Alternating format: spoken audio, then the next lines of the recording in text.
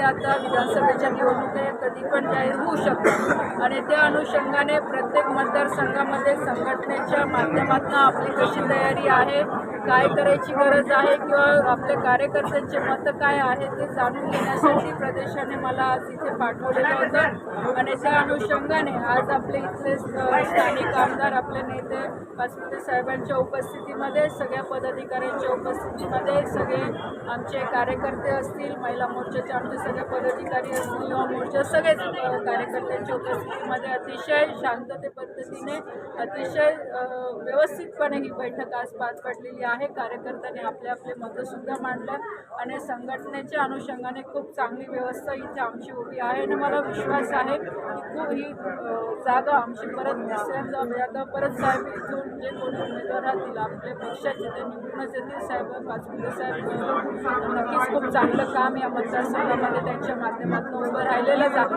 पण कोणत्याही निवडणुकीला सामोरं जात असताना कुठेही ओव्हर कॉन्फिडन्स होता कामा नये याची सुद्धा काळजी घेण्याच्या सूचना आज आम्ही कार्यकर्त्यांना दिलेल्या आहेत. ज्या काही शासनाच्या योजना, केंद्र असेल राज्य सरकारच्या योजना त्या तळागाळापर्यंत पोहोचल्या आहे की नाही, कुठे काय अडचण आहे याची सुद्धा दक्षता घेण्याच्या संदर्भात मी आज कार्यकर्त्यांची चर्चा केली. आज तुम्ही या संदर्भात इथं पाचपुतेच्या माऊली निवासस्थानात आढावा बैठक आयोजित केली. इथं महायुतीकडून आणि उमेदवार इच्छुक आहेत.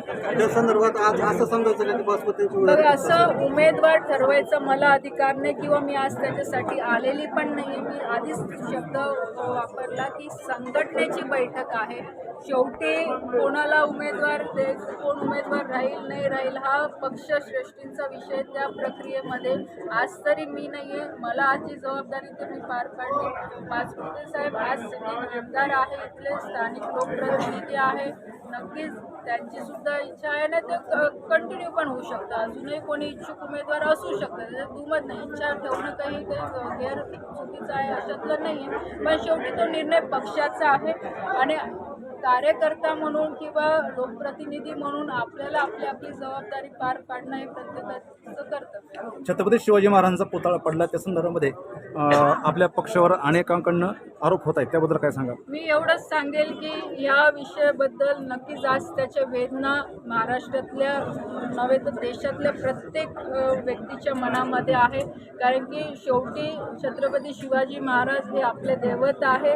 जी घटना घडली ती दुर्दैवी घटना घडली, पण याचा अर्थ असाही नाही आहे की विरोधकांनी त्याच्यावर राजकारण करावं.